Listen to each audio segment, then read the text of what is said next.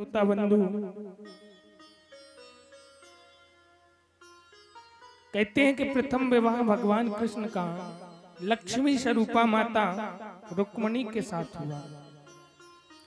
प्रभु का प्रथम विवाह महाराज भीष्मक की लक्ष्मी स्वरूपा कन्या रुक्मिणी के साथ संपन्न हुआ। वो लक्ष्मी रुक्मिणी साक्षात माता लक्ष्मी का अवतार भी बताई गई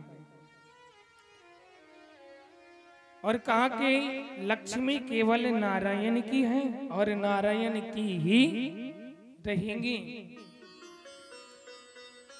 और बोले जो उन्हें लक्ष्मी पति समझने की चेष्टा है उन्हें शिशुपाल की तरह रोना पड़ता है।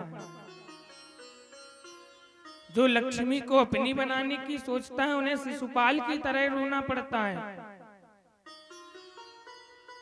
बोले इस प्रकार लक्ष्मी पुत्र बनकर यदि आप रहना चाहें तो आप रह सकते हैं।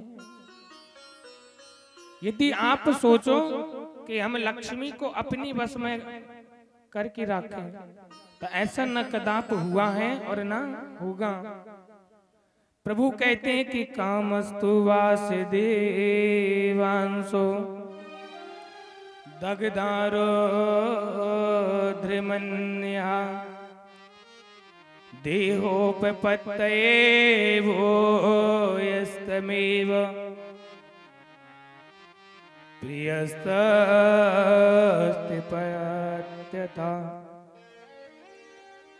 भगवान रुद्र ने क्रुद्र होकर के काम को भस्म किया। तब रति बहुत रोई और शिव जी को वचन दिया। भगवान शिव ने वचन दिया कि जब यदुवंश में भगवान कृष्ण का अवतार होगा, श्री रामचरितमानस में भी वर्णन आया है। बोली कृष्ण तनय हो यही पति तोरा, कृष्ण तनय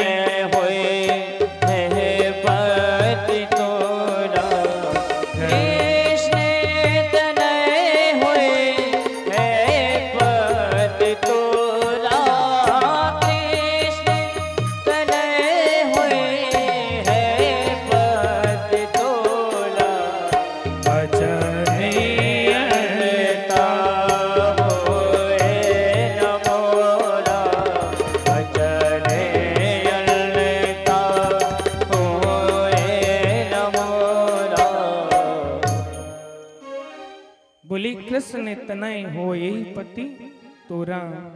तो भोलेनाथ का वचन सत्य हुआ और कामदेव ही भगवान के प्रथम पुत्र प्रद्युम्न बन करके आए। काम जब विकारों से उत्पन्न होवे तो वह धर्म विरुद्ध हो जाता है और धर्म के अनुकूल हो कोई कार्य तो वही भगवान को प्रसन्न कर देता है। तो ये भगवान का जो स्वरूप है, भगवान की जो विभूति है, वह धर्म सम्मत कामदेव प्रद्युम्न के ही रूप में प्रकट हुए। संबासुर नामक का एक दैत्य है, प्रद्युम्न का जो हरण कर ले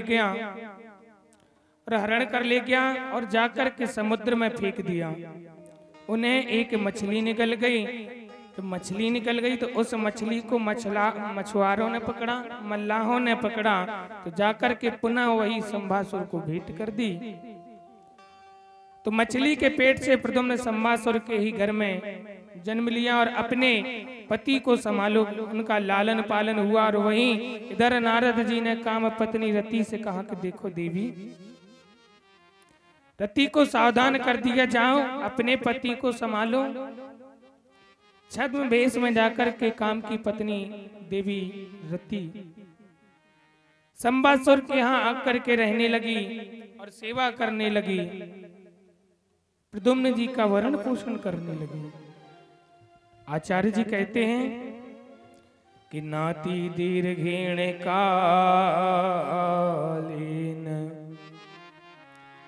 कास्ने रोड़यो वन।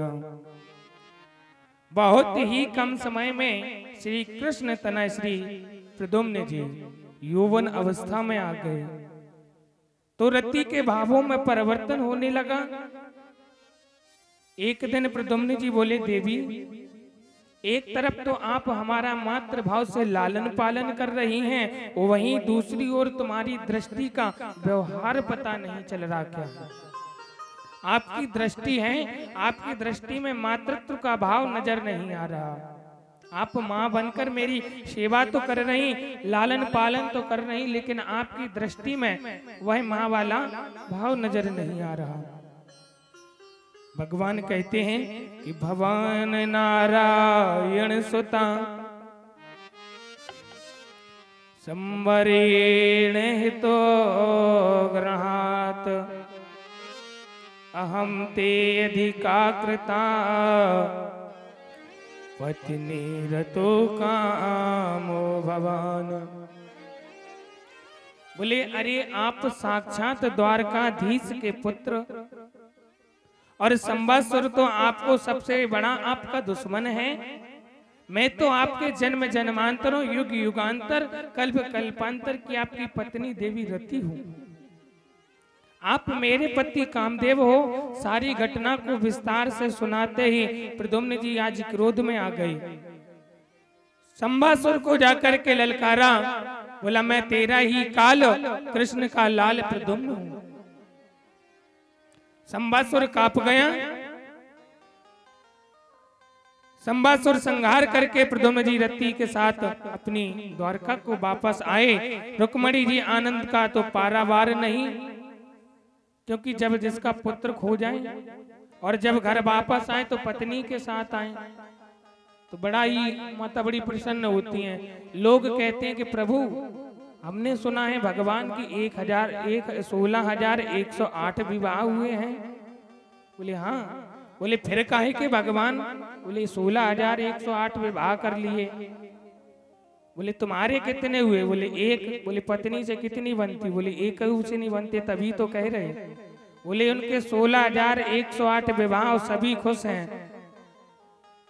अंग्रेजी वाले लोग कहते हैं कि नो वाइफ इजी लाइफ हो। भगवान कहते हैं कि भगवान की इतनी वाइफ फिर भी इजी लाइफ है, इतनी वाइफ होने के बाद भी इजी लाइफ है। बहुत सरल है, बड़े प्रेम स्वभाव से रहते हैं। तो भगवान जब अपने घर को पहुंचे तो श्री सुखदेव जी बोले, राजेंद्र परीक्षित, प्रभु के और भी तो विवाह हुए हैं, उन विवाहों का तो वर्णन करो। बोले, और कैसे कैसे और कहां कहां प्रभु के विवाह हुए हैं, उन विवाहों पर भी तो प्रकाश डालें। बोले, एक सत्रजित नामक एक राजा है जिसके पास शमयंतक नाम की एक मणि है, बड़ी ही चमचमाती हुई मणि है जो 8 बार सोना नित्य देती है। बोले, कुछ यदुवंशियों ने उस मणि को जाकर भगवान कृष्ण के लिए मांगी तो सत्रजित ने मना कर दिया। मना कर दिया और कहा कि जब इसका छोटा भाई मणि लेकर के गले में धारण कर ली और एक दिन शिकार खेलने के लिए वन में निकल गया,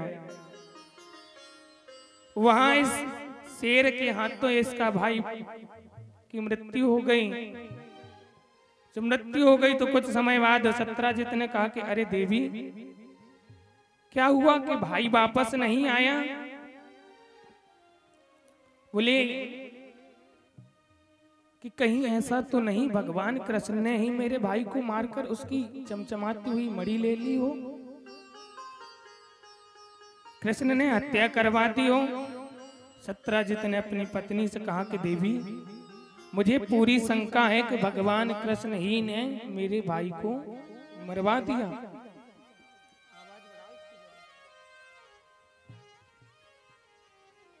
और बोले, भाई को मरवा दिया और मणि ले ली, लेकिन कहते हैं कि जब तक इसका प्रमाण ना मिल जाए तब तक किसी बात का भरोसा नहीं करना चाहिए। प्यारे, पत्नियां जो माताएं होती हैं बड़ी एक अलग स्वभाव की होती हैं। समाज ने इनका एक नाम रखा है और तय, कहते हैं ना, और तय।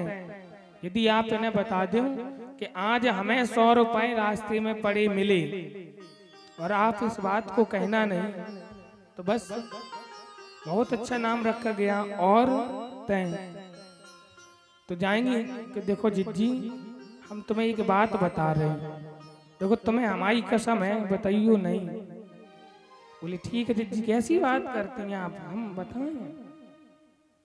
बोले आज रास्ते में जा रहे थे 100 रुपए पड़े मिले, बस उन्हें अपनी पड़ोसन को, फिर पड़ोसन ने फिर पड़ोसन को, इस तरीके से एक दिन वो समय आता उस बात को पूरे गांव में फैल जाती है।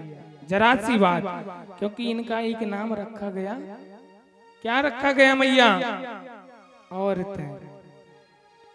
चलिए ये तो हास्य प्रसंग की बात रही। बोले कि मुझे पूरी शंका है कि कृष्ण ने ही मेरे भाई को मार करके मणि ले ली और अपने पास रख ली।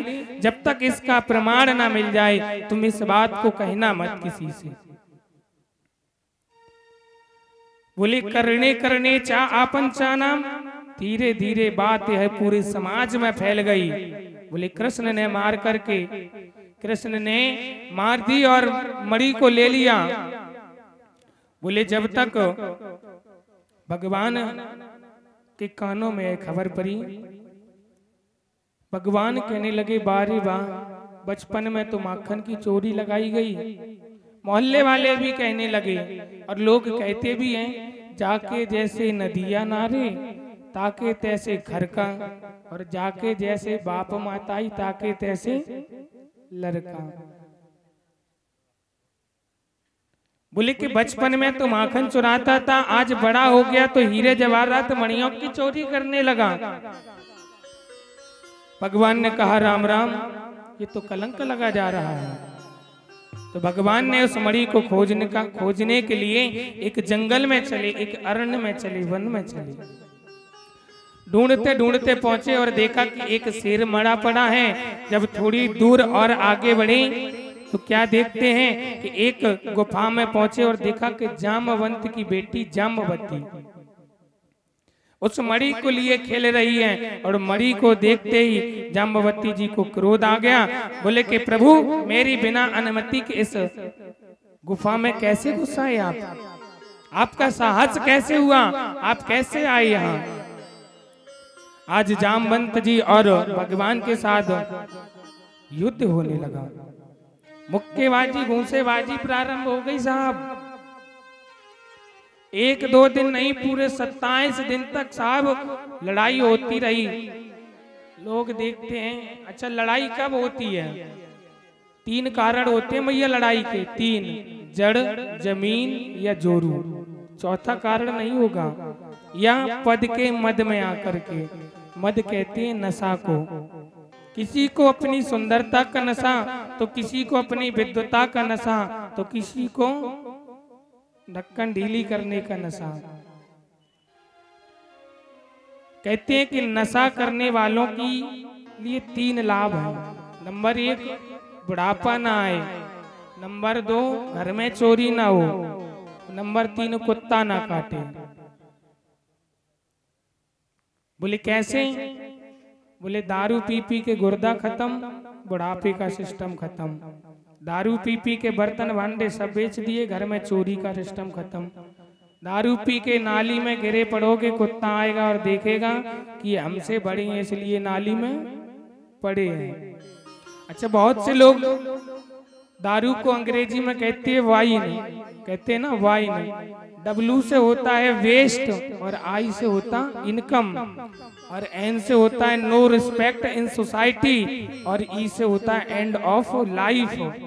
रुपए भी जाए, मान भी जाए, सम्मान भी जाए, उम्र भी जाए, और स्वयं खुद चले जाए। बहुत से लोग कहते हैं कि शराब, कहते हैं ना सा से होता 100%, रा से राक्षस, और बा से बनाने वाली, 100% राक्षस बनाने वाली। बहुत वाली कुछ लोग कहते हैं मदिरा, अब तो लिखा रहता है मदिरा। माँ से होता है मरगट, और दी से दिखाने वाली, और रा से रास्ता। मरगट का रास्ता दिखाने वाली क्या?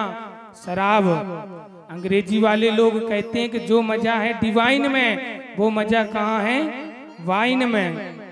एक कविकार ने वर्णन किया है कि पीना है तो पीजिए कृष्ण प्रेम का नाम। पीना है तो पीजिए कृष्ण नाम का प्रेम। पीना है तो पीजिए कृष्ण प्रेम का जाम। पीना है तो पीजिए कृष्ण नाम का प्रेम।